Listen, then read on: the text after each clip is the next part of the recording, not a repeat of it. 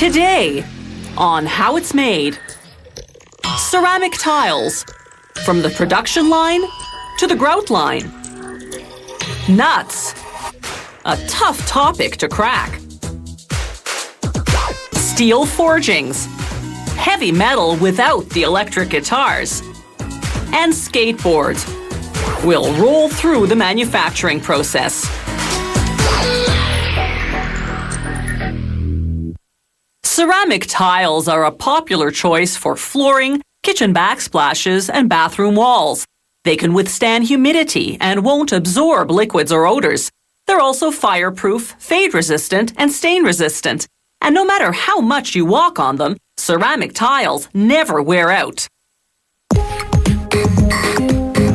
This factory specializes in wall tiles. Floor tiles are made using the same process, but a different composition of ingredients. The starting ingredient here is talc, a soft, powdery mineral. They blend it with 4 different powdered chemicals, the names of which are a company secret. The ingredients go into a mixer, where they're hydrated until they're 6% water to 94% powder. The mixer runs for precisely 12 minutes. Any longer would heat the mixture and dry it out. The mixture is now slightly damp and quite lumpy. A conveyor belt transports it to a grinder that mills it to a fine texture. This mixture is now ready to be formed into various models of tiles. The factory uses fully automated machinery to produce its 10.8 centimeter square tiles, a standard wall tile size. A moving tray first deposits a batch of mixture into a mold. The mold's cavity is in the shape of 6 upside-down tiles.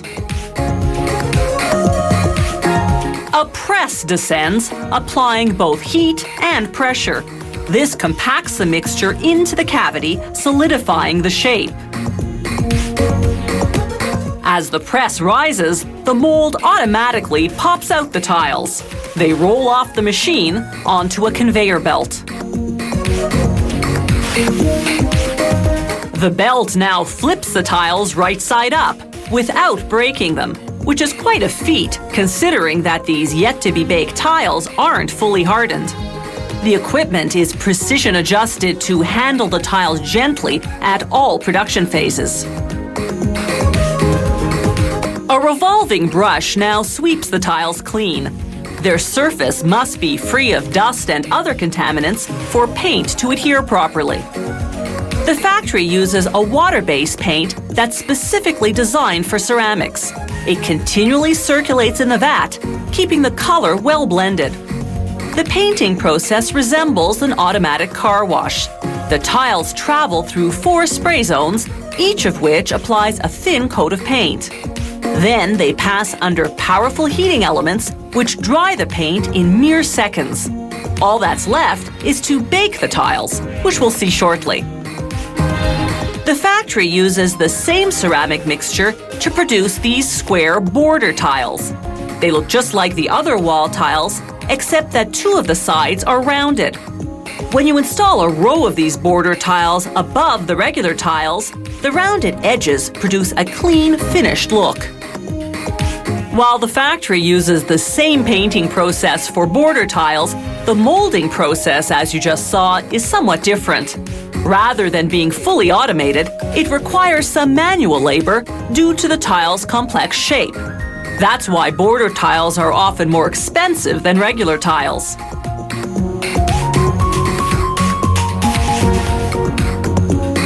When the tiles come out of the dryer, workers stack them on wooden racks.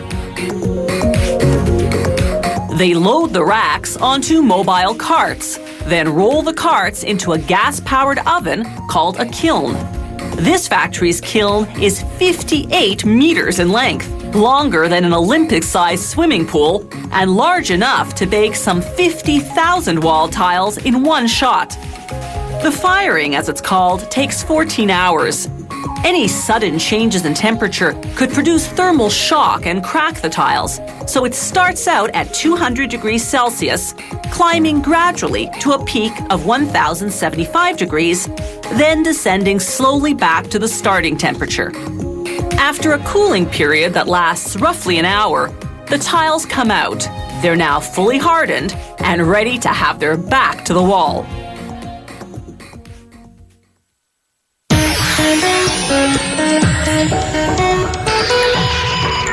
Scan the snack food aisle of your local supermarket, and you'll notice that barbecue, ketchup, and salt and vinegar flavors are no longer limited to potato chips. Nuts come in tantalizing taste choices too, but if you're a traditionalist, you can still buy them plain, salted or unsalted.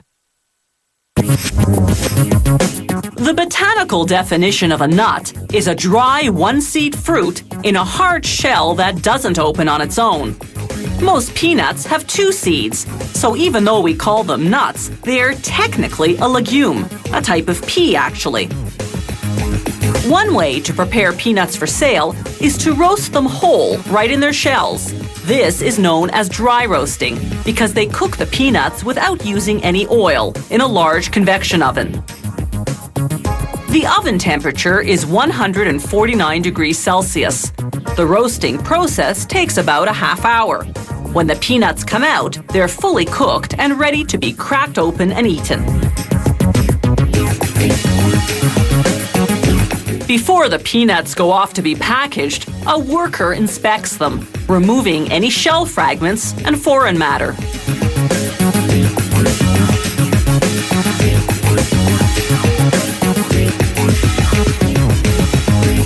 Another way to prepare peanuts or other nuts for sale is to dry roast only the seeds. These peanut seeds arrive at the factory with their shells and skins already removed.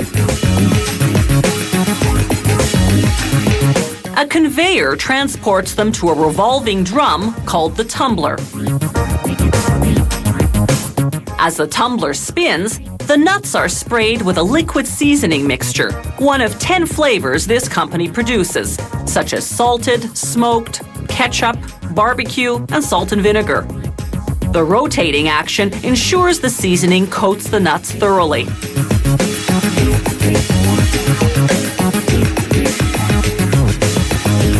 Now a conveyor transports the peanuts to a convection oven. The conveyor turns from side to side, spreading the peanuts in a thin layer so that they'll dry roast evenly.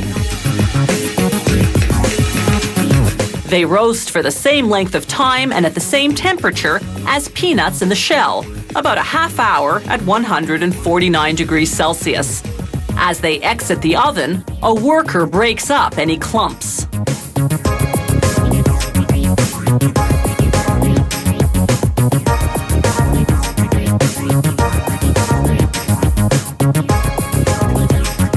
They tumble on the seasoning after cooking when they use the other method of preparing shelled nuts. Instead of dry roasting the nuts as we saw earlier, they fry them in oil. This process is called oil roasting. It gives the nuts a greasier fried taste. These cashews are on their way to be oil roasted. They go into a huge frying tank containing 2,200 liters of canola oil, heated to 160 degrees Celsius. When the nuts come out fully cooked 15 minutes later, they're steaming hot. A powerful ventilation system draws the heat outdoors, cooling the cashews to room temperature. This takes about 15 minutes. By now, the nuts have absorbed any cooking oil that remained on their surface, so they receive a light spray of vegetable oil. This makes their surface sticky again, so that salt or seasoning mix will adhere.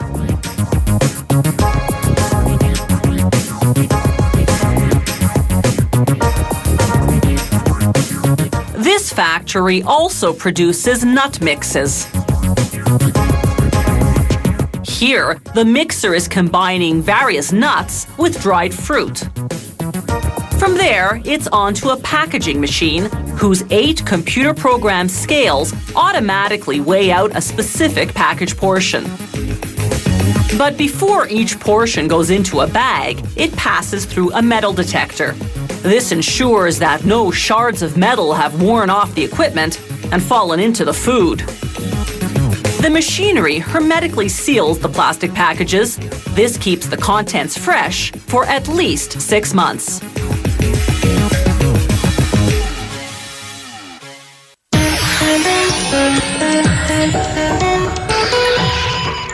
When does forging not involve fraud? When you're talking about metal. Many industrial machines contain steel parts that have to withstand great stress. The metalworking method that produces the strongest steel parts is forging, heating the metal, then forming it to the required size and shape.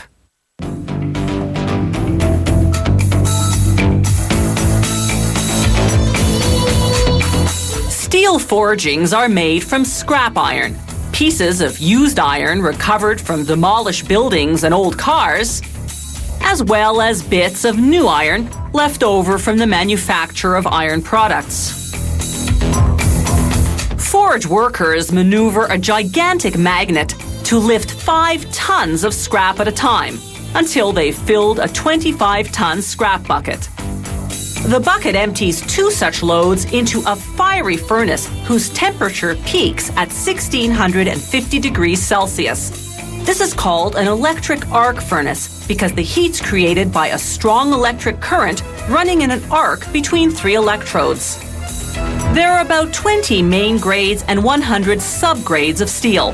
They're produced by adding specific metals or non-metallic chemical elements such as aluminum, nickel, chromium, vanadium, manganese, carbon, and molybdenum.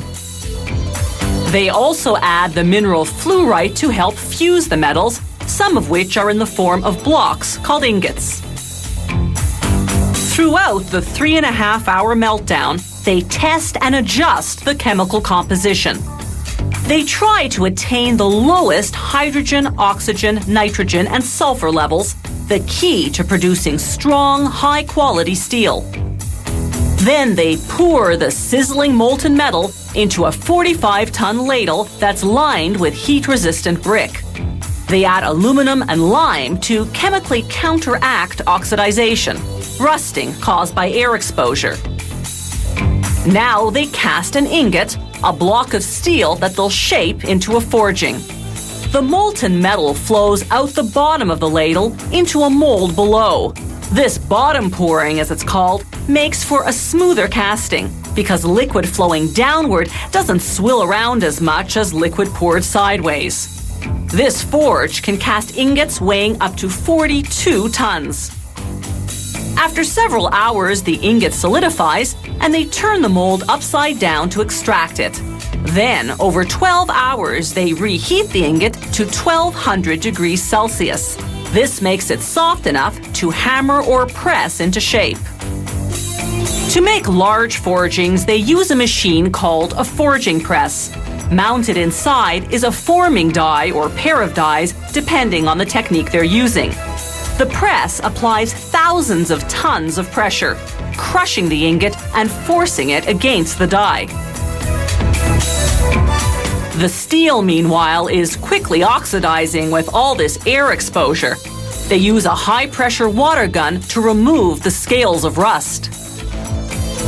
An ingot often passes through a die several times, or through a series of dies arranged in sequence. Each pressing forms the metal bit by bit into the final shape. Metal is composed of microscopic crystals. Squeezing it in a press bends these crystals, destabilizing the metal structure. But reheating the metal creates new crystals to replace the deformed ones. This restabilizes the structure, and because the new crystals are smaller, makes the metal stronger than before. That's why finished forgings require heat treatment in what's called an annealing furnace.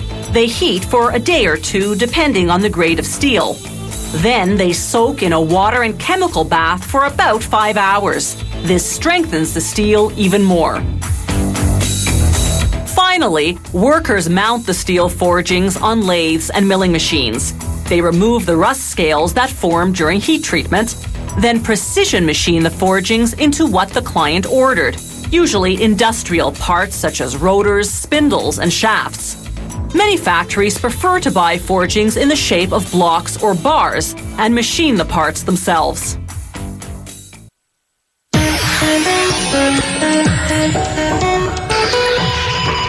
Skateboarding may have started out as a simple outdoor pastime, but in the decades since, it's evolved into a popular thrill sport. Professional skateboarders are known for performing spectacular aerial maneuvers, achieving speeds and heights the early skateboarders could never even have imagined.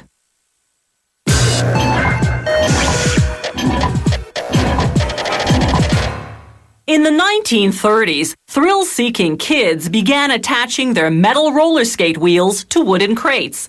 Little did they know this would one day spawn a worldwide phenomenon. The boxes evolved to boards in 1958, when some California surfers invented sidewalk surfing, something to do when bad weather prevented them from riding the waves. They attached roller skate wheels to wooden planks, then coasted through the streets. Pretty soon, the fad caught on in cities throughout the United States.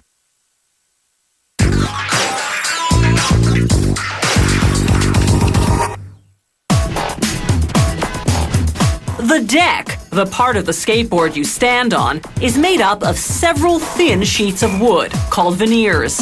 Inexpensive boards use fewer sheets and lesser quality woods. These high-end boards use a full 7 sheets of top-quality maple.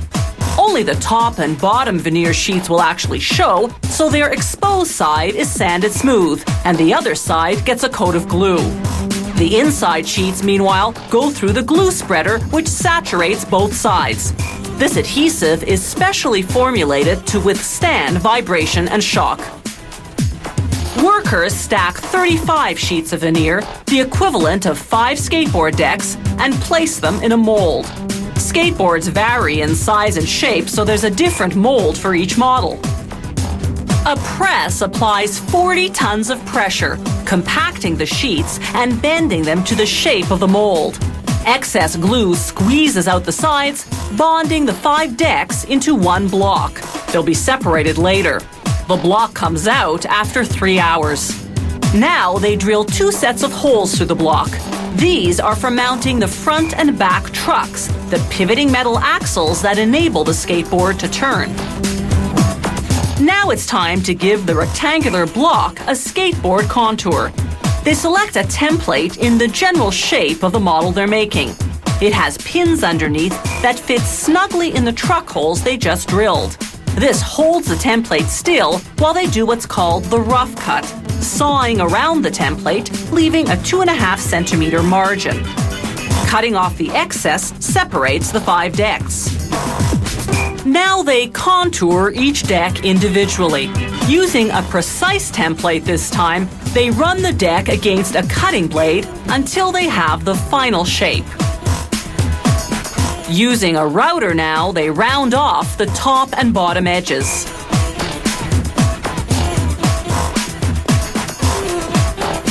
Then they smooth all the surfaces against a drum sander.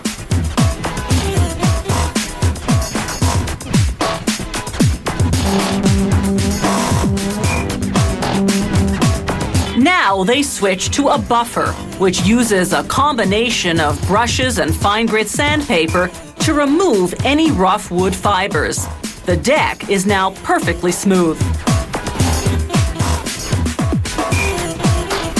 The next stop is the finishing room, where they first spray the decks with a colorless primer. This seals the pores in the wood veneer so they won't absorb the coat of lacquer that comes next. The primer takes 2 hours to dry.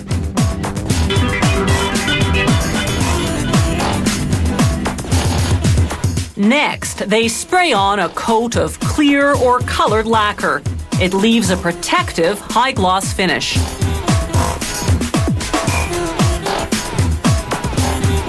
The lacquer also takes 2 hours to dry.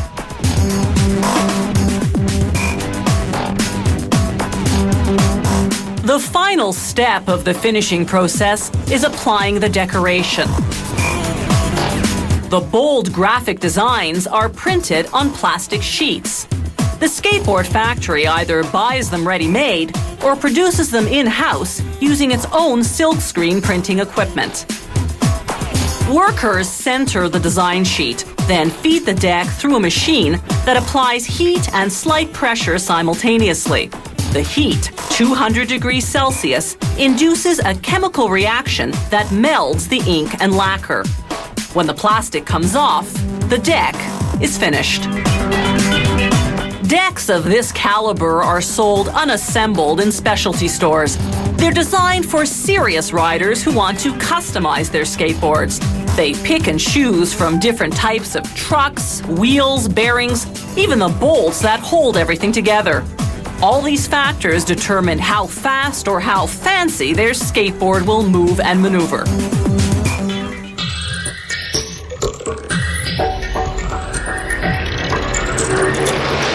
If you have any comments about the show, or if you'd like to suggest topics for future shows, drop us a line at www.howitismade.net. The How It's Made crew vehicle is courtesy of Subaru Canada.